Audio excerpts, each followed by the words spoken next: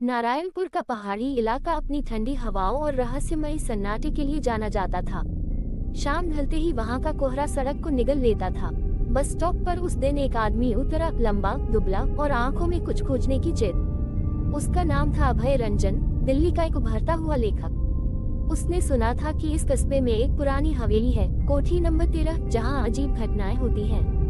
लोगों का कहना था कि वहां से रात को किसी औरत के रोने की आवाज आती है और कभी कभी दीवारों पर खुद ब खुद शब्द उभरते हैं। अभय को ऐसे किस्सों में दिलचस्पी थी।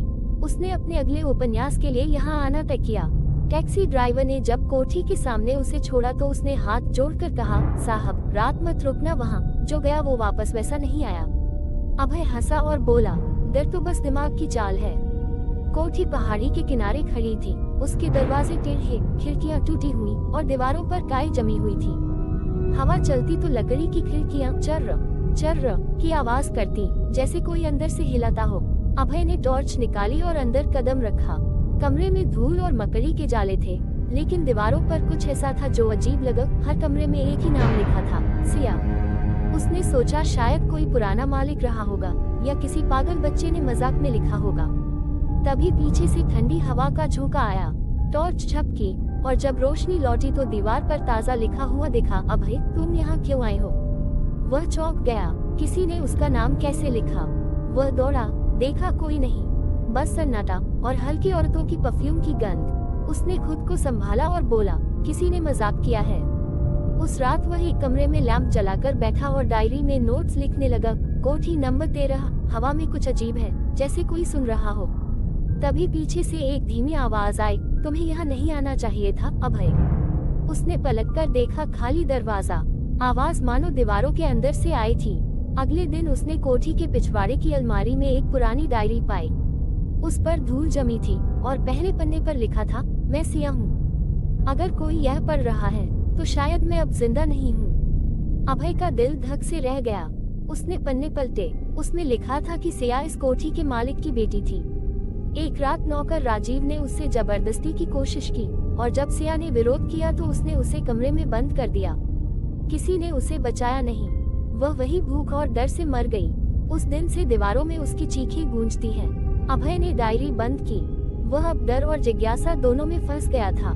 रात हुई तो उसने कैमरा सेट किया और कहा, सिया, अगर तुम सच में हो तो मुझसे बात करो। कुछ पल सन्नाटा रहा, फिर दीवारों से आवाज आई, मुझे इंसाफ चाहिए।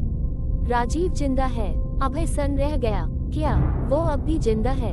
आवाज ने कहा, वो तुम्हारे शहर में है, नाम बदल चुका है। तभी उसे याद आया, उसके पब्लिशर का नाम भी राजीव मल्होत्रा था, वही जिसने उसे यहाँ भेजा था।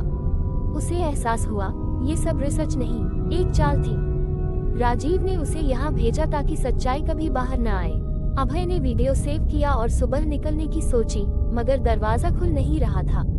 दीवारें फुसफुसाईं, अब तुम नहीं जा सकते, मेरी कहानी पूरी करो। दीवारों पर लाल निशान बनने लगे, लिखो, सच लिखो। उसने पूरी रात बैठकर सिया की कहानी अपने लैपटॉप में लिखी। हर वाक्य के साथ दीवारें शांत होती गईं, जैसे आत्मा को राहत मिल रही हो।